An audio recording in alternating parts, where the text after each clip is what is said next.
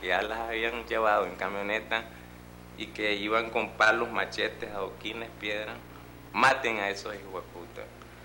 Yo estaba ahí con mi familia, con mis 3 hijos, que les tocaba verificarse en ese mismo centro de verificación, y es la razón por qué ellos están ahí, y nos atacaron inmisericordiamente.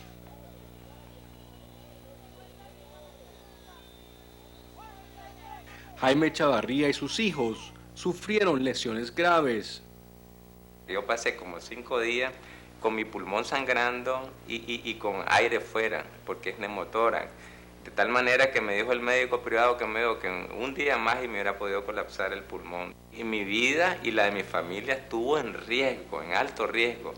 Jaime Antonio, mi hijo, que es otro de los más golpeados, que le dejaron caer un adoquín, ustedes han visto en los medios, le hicieron como 30 puntadas y todavía sangra de la nariz y de los oídos. Chavarría asegura que sus agresores pertenecen a un grupo del barrio San José Oriental. Ellos se autodominan las vacas culonas y su líder es un dirigente de la Juventud Sandinista en el Distrito 4. Su nombre es Pedro Orozco y el 8 de agosto nuevamente estaba al frente del grupo que agredió a la coordinadora civil. Identificamos entre ellos a Pedro Orozco, identificamos a alguien que le dicen Burumbino y que también es de apellido Orozco. Identificamos también a Julio Ríos, que además de ordenar el ataque, participó en el ataque, el hijo de él, de nombre Eric Ríos, alguien de apellido, de nombre Byron Vado, entre otros, ¿verdad? Que eran unas 50 personas que es imposible, ¿verdad?, identificarlas a todos. El mismo grupo participó en una trifulca en la rotonda de Metrocentro en julio del año pasado, cuando agredieron a Alberto Bocci, un misionero ítalo-nicaragüense que llegó a la rotonda a apoyar a jóvenes universitarios que habían planificado una protesta en contra de los gastos de publicidad del gobierno.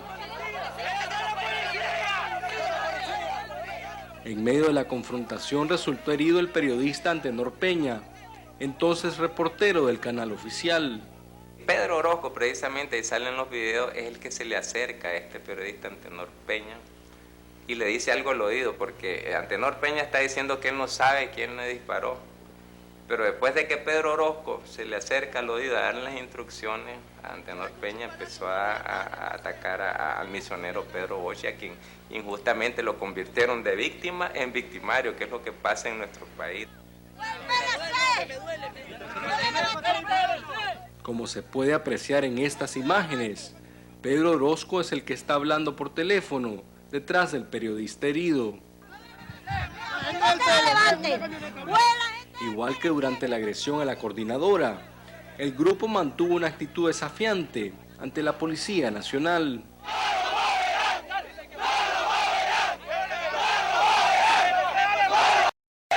La primera comisionada Minta Granera prometió investigar a fondo los hechos ocurridos en la rotonda de Metrocentro, pero un año después, ninguno de los agresores fue sancionado.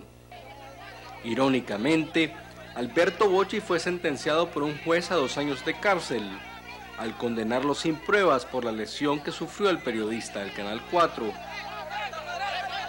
En el caso de Jaime Chavarría, a pesar de tener abundantes pruebas, la Fiscalía nunca acusó a los responsables del brutal ataque en contra de su familia. Que toda la estructura de la Fiscalía se asoció para cometer delito en contra, porque están actuando contra la ley expresa. Y que estos mismos tipos, Pedro Orozco y compañía, cometen delito en contra nuestra desde el 27 de julio y siguen cometiendo delito en las calles. Pedro Orozco tiene padrinos importantes. Este año las vacas culonas fueron beneficiadas con una partida de 2 millones de córdobas, supuestamente para las fiestas de Santo Domingo, organizadas por la alcaldía de Managua. Son los mismos que hicieron campaña para la alcaldía municipal con el candidato del Frente Sandinista. Aquí aparecen Manuel Orozco, Federman Valle, aparecen todos ellos, ¿verdad? El Burumbino, aparecen todos ellos porque han estado siendo auspiciados, han estado siendo financiados por la alcaldía de Managua. ¿Dónde están los derechos de usted? Tienen que respetar la ley. Durante la agresión contra la coordinadora civil, nuevamente se puso en evidencia de la policía del Distrito 5 de Managua. La policía vio cómo se organizaron, cómo se dirigieron y nunca hubo un policía mediando, todos se apartaron.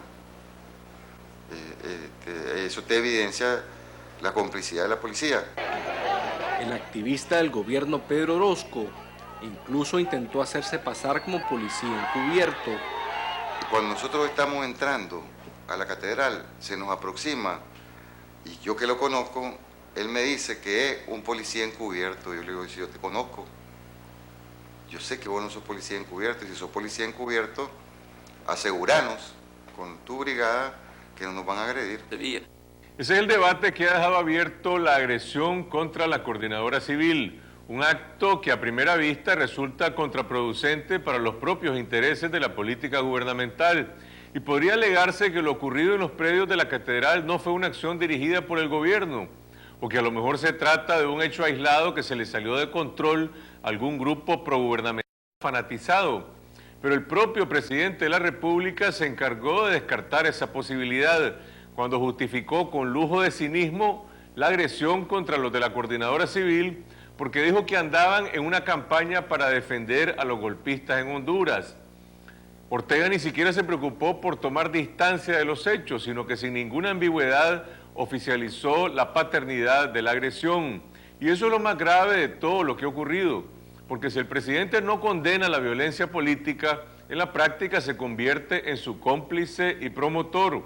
Una violencia además que tiene el sello de la impunidad, porque se fundamenta en la negación de las funciones institucionales de la Policía Nacional.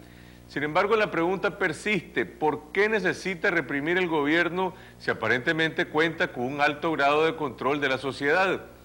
En esencia, porque es la única forma como se puede perpetuar en el poder un gobierno que no cuenta con el apoyo mayoritario de la población. El modelo orteguista, según el cual una minoría política gobierna como si fuera mayoría, se sostiene gracias al pacto que le da el control de los poderes del Estado y gracias a la cooperación venezolana que financia el clientelismo político, pero también necesita de la política del garrote para intimidar y neutralizar cualquier intento de organización de una verdadera oposición. Y esto ha puesto en entredicho la credibilidad de la Policía Nacional, porque el gobierno le impone que permita a las fuerzas de choque del FCLN actuar en impunidad. Pero más allá del dilema que enfrenta el liderazgo de la Policía Nacional para mantener su cohesión ante las presiones gubernamentales, el desafío principal recae sobre los ciudadanos y sobre los liderazgos políticos y sociales. Al final de cuentas, de ellos depende, y no de la policía, la decisión de la gente de salir a las calles a defender sus derechos políticos, económicos y sociales, aunque esto implique enfrentar la represión del gobierno. Y lo que todo el mundo debe tener claro es que esta política del garrote no solamente no va a cesar, sino que se incrementará cada vez que la ciudadanía intente salir a las calles. Eso es lo que repite todos los días el diputado Gustavo Porras, invocando consignas que están más cerca del fascismo que del socialismo del siglo XXI. Y en la medida en que se agrava la situación económica y social, se están creando condiciones en este país para que la protesta política se vincule con los reclamos sociales de los sectores populares y las clases medias. Nicaragua ya entró en un nuevo ciclo de polarización política, en el peor momento, porque estamos en medio de una severa recesión económica y también los empresarios tendrán que definirse ante el rumbo de la política represiva del gobierno, porque no existe un modelo viable de negocios si no hay libertades públicas. Por ahora, el mejor aliado de la política del garrote es la apatía, el miedo y la división. Su mayor amenaza es el fracaso del gobierno ante el agravamiento de la recesión económica que se ensaña en los pobres especialmente, pero ya está afectando de forma severa a los sectores